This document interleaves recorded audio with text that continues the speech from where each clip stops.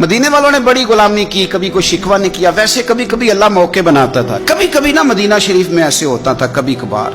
ایک دفعہ نا جب کچھ علاقے فتح ہوئے تو بڑا مال آیا فتح مکہ کے بعد. تو بخاری مسلم میں حدیث ہے.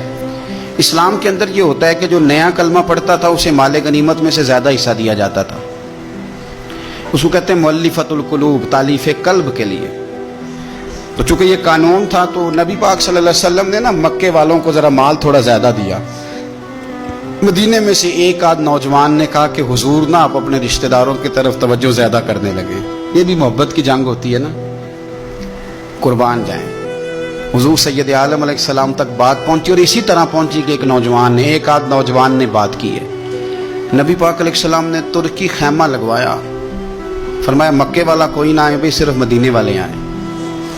سارے حضور کے سامنے بیٹھ گئے. ذرا منظر دیکھنا، حضرت ابو ایوب انصاری رضی اللہ تعالیٰ عنہ سے لے کر سارے انصار. حضور نے فرمایا بھی میں نے سنا ہے تم میں سے کچھ نے کہا ہے کہ حضور اپنے رشتہ داروں کو زیادہ دینے لگے.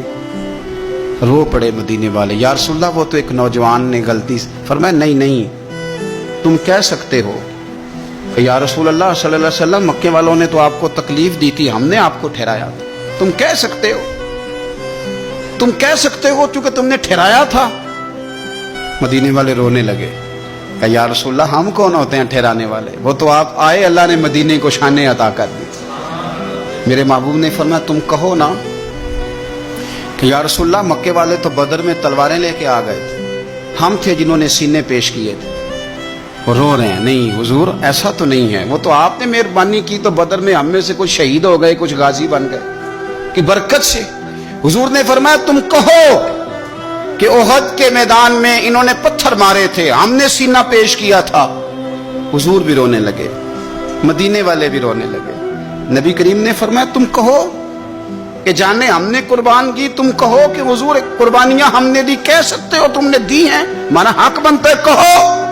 اور جب رو کے بےحال ہو گئے تو سرکار بھی روئے، کھل کے روئے، پھر آنسو پونچھے اور کریم رسول فرمانے لگے او بھولے مدینے والو، کیا تم یہ نہیں پسند کرتے کہ لوگ جب اپنے گھروں میں جائیں تو بھیڑ بکریاں لے کے جائیں، اور جب مدینے والے اپنے گھر جائیں تو اللہ کے رسول کو ساتھ لے کے جائیں؟ تم یہ نہیں پسند کرتے کہ تمہارے ساتھ میں جاؤں؟ یہ نہیں تمہارا شوق؟ دیکھو کسی کے حصے میں کچھ آیا، کسی کے حصے میں کچھ آیا، کسی کے حصے میں کچھ آیا. مدینے والے وہ لوگ ہیں جن کے حصے میں اللہ کا پیارا حبیب آیا.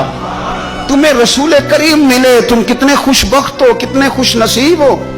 تمہیں نبی پاک کا ساتھ ملا، حضور ہے. یہ ہے ارض جنت، یہ طیبہ کی زمین ہے.